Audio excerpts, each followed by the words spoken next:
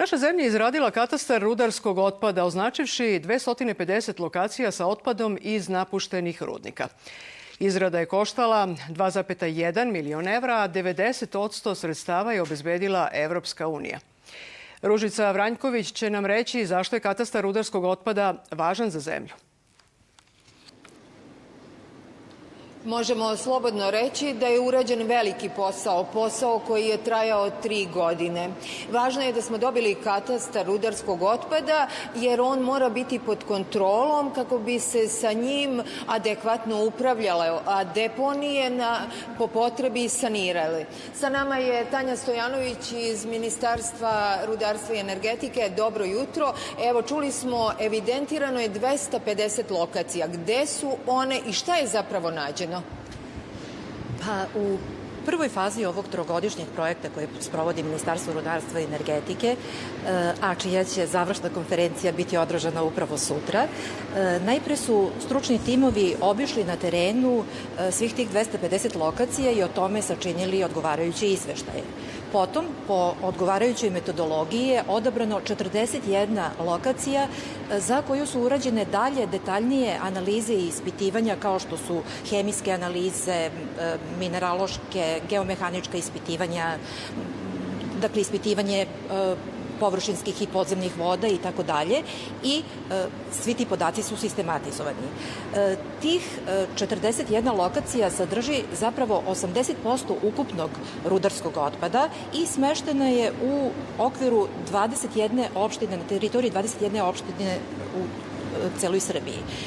Ja ću napomenuti samo neke, to su, na primjer, Raška, Zaječar, Krupanj, Ljubovija, Aleksinac, Bor, Majdanpek i tako dalje.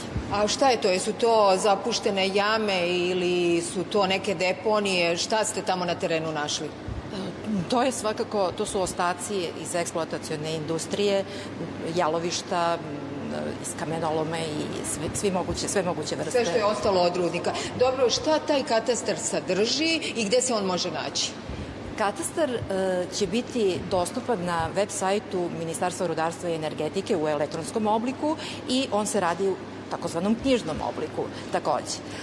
Katastar će sadržati detaljne i sistematizovane podatke sa svih tih značajnih lokacija, sadržat će količine otpada, karakter tog otpada, kategoriju odlagališta i svakako skrining uticaja na životnu sredinu. Dobro, sad kad imamo taj katastar, šta dalje sledi?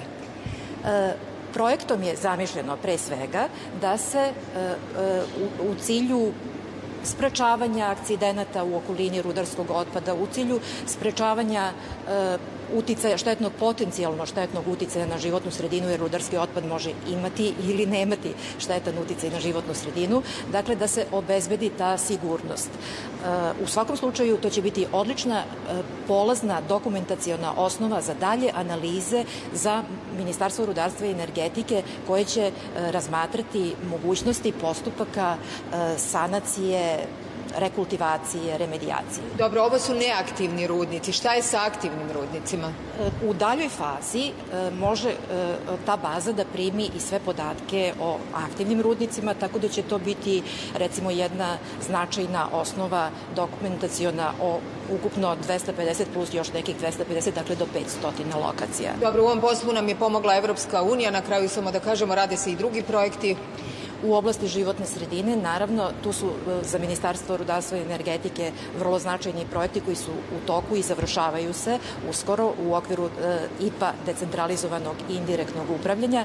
To su projekti, recimo, nabrojala bih samo 2 koje su vrlo značajne u ovoj oblasti, recimo smanjenje azotnih oksida u TENT-u na bloku A4 u Obrenovcu ili izgradnja postrojenja za prečišćavanje otpadnih voda u Kostolcu.